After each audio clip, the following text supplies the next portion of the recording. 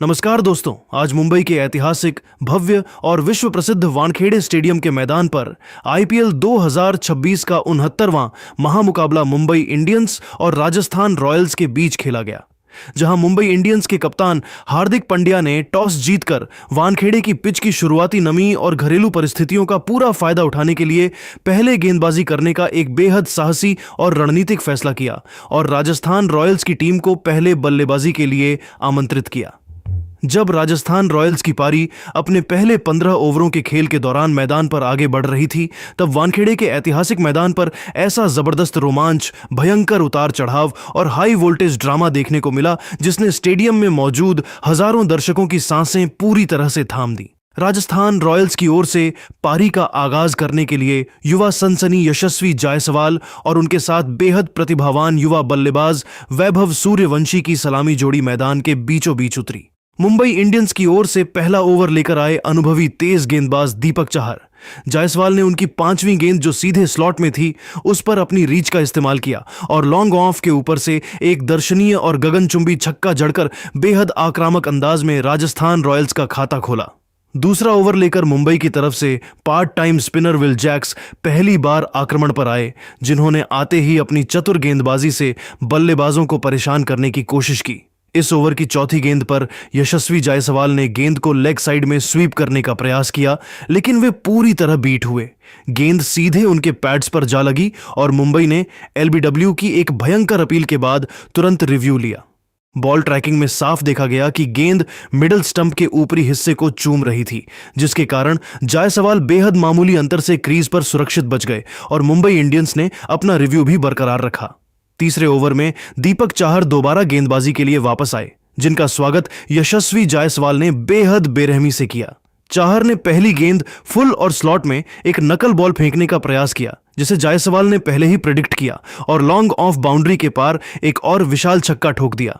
इसी ओवर की चौथी गेंद पर भी जायसवाल का रौद्र रूप जारी रहा और उन्होंने चाहर की हाफ वॉली डिलीवरी को डीप एक्स्ट्रा कवर के बीच मौजूद छोटे से गैप से थ्रेड करते हुए एक लाजवाब चौका बटोर लिया। मुकाबला तब एक बेहद सनसनीखेज और बड़े मोड़ पर आ गया जब चौथा ओवर लेकर विल जैक्स दोबारा गेंदबाजी के लिए आए।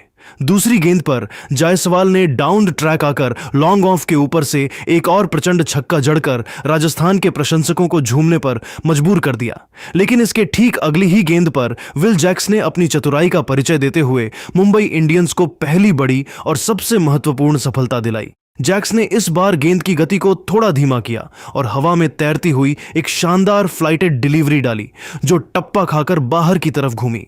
यशस्वी जायसवाल इस टर्न से पूरी तरह चकमा खा गए और बड़ा शॉट खेलने के प्रयास में बल्ले का ऊपरी किनारा दे बैठे। कवर्स पर मुस्तैद खड़े फील्डर कॉर्बिन बॉश ने अपनी बाईं ओर दौड़ लगाते हुए एक बेहद शानदार और वेल जज्ड कैच लपक लिया। यशस्वी जायसवाल 17 गेंदों में 1 चौके और 3 शानदार छक्कों की मदद से 27 रनों की एक विस्फोटक पारी खेलकर पवेलियन लौटे। जायसवाल के आउट होने के बाद राजस्थान रॉयल्स की मुश्किलें तब और बढ़ गईं जब 5वें ओवर की पहली ही गेंद पर दीपक चाहर ने मुंबई को दूसरी बड़ी सफलता दिला दी।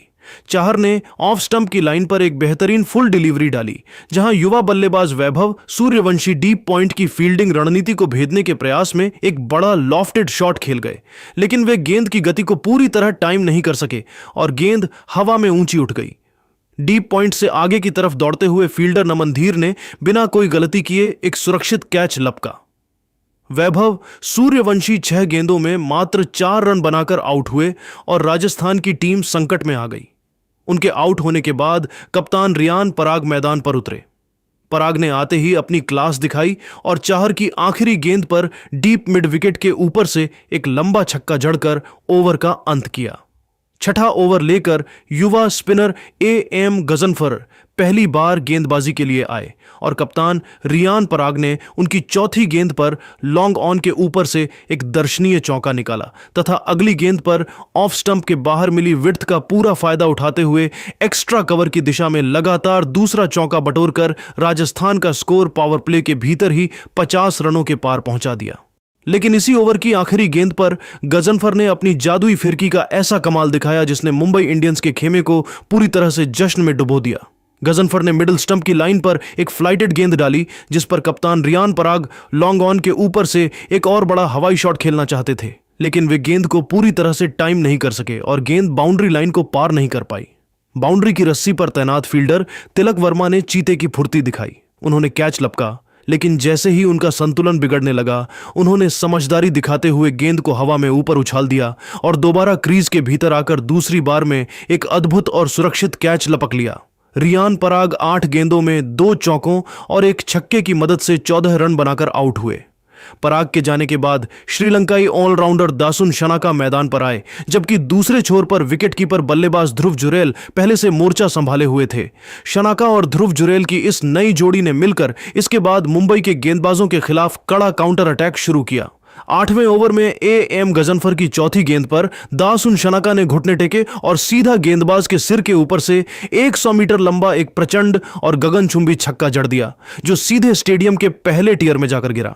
9वें ओवर में मिस्ट्री स्पिनर रघु शर्मा गेंदबाजी के लिए आए, जिनकी 5वीं गेंद पर शनाका ने अपनी क्रूर ताकत का मुजाहिरा पेश किया और लॉन्ग ऑन बाउंड्री के पार एक और विशाल छक्का ठोक दिया। 10वें ओवर में अनुभवी तेज गेंदबाज शार्दुल ठाकुर वापस आए, जिनकी 5वीं गेंद जो शॉर्ट पिच थी उस पर शनाका ने गति का बखूबी इस्तेमाल किया और गेंद को फाइन लेग की तरफ फ्लिक करते हुए एक और शानदार छक्का बटोरा। लेकिन खेल के 11वें ओवर में वानखेड़े के मैदान पर एक ऐसा भयंकर और अकल्पनीय ड्रामा देखने को मिला जिसने पूरे मैच की कहानी को बदल कर रख दिया। कॉर्बिन बॉश की दूसरी गेंद पर ध्रुव जुरैल ने एक कड़क शॉट खेला और गेंद विकेटकीपर के पीछे चली गई, जिस पर जुरैल ने बैकफुट से एक करारा चौका बटोरा। इसके ठीक अगली गेंद पर जुरैल ने कवर की दिशा में हल्के हाथों से गेंद को डैब किया और तेजी से एक सिंगल चुराने के लिए दौड़ पड़े। नॉन स्ट्राइकर एंड से दासुन शनाका ने अपने पार्टनर की कॉल पर तुरंत रिस्पॉन्ड किया और वे क्रीज छोड़कर स्ट्राइकर एंड की तरफ पूरी रफ्तार से दौड़ पड़े। लेकिन केवल 2 कदम दौड़ने के बाद ध्रुव जुरैल ने अचानक अपना इरादा बदल दिया। उन्होंने शनाका को वापस जाने का इशारा किया और खुद अपने कदम पीछे खींच लिए। तब तक बहुत देर हो चुकी थी। दासुन शनाका पिच के बिल्कुल बीच में पहुंच चुके थे और वे वापस मुड़ भी नहीं पाए। जब फील्डर शार्दुल ठाकुर का थ्रो गेंदबाज के पास आया तो दोनों ही बल्लेबाज स्ट्राइकर एंड की तरफ खड़े थे। शार्दुल और गेंदबाज कॉर्बिन बॉश के बीच थ्रो कलेक्ट करने में थोड़ा सा फंबल जरूर हुआ, लेकिन उसके बावजूद बॉश के पास इतना पर्याप्त समय था कि उन्होंने आराम से गिल्लियां बिखेर दी। दासुन शनाका 15 गेंदों में 3 शानदार छक्कों की बदौलत 29 रनों की एक आक्रामक पारी खेलकर बेहद दुर्भाग्यपूर्ण तरीके से रन आउट हो गए। इस भयंकर मिसअंडरस्टैंडिंग के कारण राजस्थान को चौथा झटका लगा। शनाका के आउट होने के बाद डोनावन फरेरा नए बल्लेबाज के रूप में क्रीज पर उतरे। इसी ओवर की आखिरी गेंद पर जुरैल ने फिर से कड़ा प्रहार किया और इनसाइड एज लगने के बावजूद गेंद फाइन लेग बाउंड्री के पार चौके के लिए निकल गई। 12वें ओवर में एएम गजनफर दोबारा वापस आए और ध्रुव जुरैल ने उनके इस ओवर को पूरी तरह से टारगेट किया। पहली ही गेंद गजनफर ने ऑफ स्टंप के बाहर थोड़ी फुल डाली, जिसे जुरैल ने सीधा गेंदबाज के बगल से रॉकेट की रफ्तार वाले चौके के लिए पंच कर दिया। इसके ठीक अगली गेंद गजनफर ने लेग स्टंप पर फेंकने की गलती की, जिसे जुरैल ने बड़ी ही सहजता से फाइन लेग की तरफ पैडल करते हुए लगातार दूसरा चौका निकाल लिया। गजनफर ने चौथी गेंद पर वापसी करने की कोशिश करते हुए थोड़ी फ्लाइटेड डिलीवरी डाली, लेकिन जुरैल ने लेंथ को बहुत जल्दी पिक किया। वे बैकफुट पर गए और मिड विकेट बाउंड्री के पार एक शानदार और गगनचुंबी छक्का जड़कर ओवर से कुल 16 रन बटोर ली। मुकाबला तब एक बार फिर मुंबई इंडियंस की तरफ मुड़ गया, जब 13वें ओवर में कॉर्बिन बॉश दोबारा गेंदबाजी के लिए वापस आए और उन्होंने आते ही अपनी खतरनाक गेंदबाजी से राजस्थान के बल्लेबाजी क्रम की कमर तोड़ दी। बॉश ने इस ओवर की 5वीं गेंद 140 किलोमीटर प्रति घंटे से अधिक की रफ्तार से एक अत्यंत सटीक, तीखी और अंदर की तरफ आती हुई इन स्विंगिंग यॉर्कर डाली। शानदार बल्लेबाजी कर रहे ध्रुव जुरैल इस गेंद पर लेग साइड की तरफ शफल होकर फ्लिक करना चाहते थे, लेकिन वे गेंद की अतिरिक्त गति और लेट एंगल से पूरी तरह चकमा खा गए। गेंद हवा में जरा सा सीधा रही, उनके बल्ले का अंदरूनी किनारा छोड़ती हुई सीधे ऑफ स्टंप के बेस से जा टकराई। ध्रुव जुरैल 26 गेंदों में 3 चौकों और 2 शानदार छक्कों की मदद से 38 रनों की एक बेहद परिपक्व और साहसी पारी खेलकर बोल्ड हो गए, जिसके साथ ही राजस्थान की आधी टीम पवेलियन लौट गई। जुरैल के आउट होने के बाद स्टार तेज गेंदबाज जोफ्रा आर्चर क्रीज पर उतरे। 14वें ओवर में शार्दुल ठाकुर ने काफी कसी हुई गेंदबाजी की और डोनावन फरेरा जोफ्रा आर्चर को खुलकर बड़े शॉट्स खेलने का कोई मौका नहीं दिया। इस ओवर से राजस्थान के बल्लेबाजों को केवल सिंगल डबल से ही संतोष करना पड़ा, जिसके कारण रन गति पर थोड़ा सा अंकुश लगा। पारी का 15वां ओवर लेकर मिस्ट्री स्पिनर रघु शर्मा दोबारा वापस आए, जिनका स्वागत डोनावन फरेरा ने अपने पारंपरिक और खूंखार अंदाज में किया। रघु शर्मा ने इस ओवर की आखिरी गेंद पर रणनीति बदलते हुए एक तेज फ्लाइटेड गेंद सीधे बल्लेबाज के स्लॉट में फेंकने की बड़ी भूल कर दी। फरेरा इसके लिए पहले से तैयार खड़े थे। उन्होंने तुरंत अपना फ्रंट लेग क्लियर किया, बल्ले का पूरा मस्कुलर स्विंग प्रस्तुत किया और गेंद को वाइड लॉन्ग ऑन बाउंड्री के पार एक प्रचंड गगनचुंबी और विशाल छक्के के लिए भेजकर अपनी टीम के ऊपर से दबाव को पूरी तरह से कम कर दिया। इस भयंकर आतिशी बल्लेबाजी और उतार चढ़ाव के अंत की बदौलत 15 ओवरों के खेल की समाप्ति के बाद राजस्थान रॉयल्स की टीम का स्कोर 5 विकेट के नुकसान पर 132 रनों का एक सम्मानजनक स्कोर बन चुका था। पारी का 16वां ओवर लेकर मुंबई इंडियंस की तरफ से अनुभवी तेज गेंदबाज दीपक चाहर वापस आए, जिन्होंने आते ही मैदान पर बड़ा ड्रामा देखा। ओवर की दूसरी गेंद चाहर ने एक जूसी फुल टॉस फेंकने की गलती की, जिस पर डोनावन फरेरा ने बल्ला खोला और गेंद को लॉन्ग ऑन बाउंड्री के पार एक प्रचंड छक्के के लिए भेज दिया।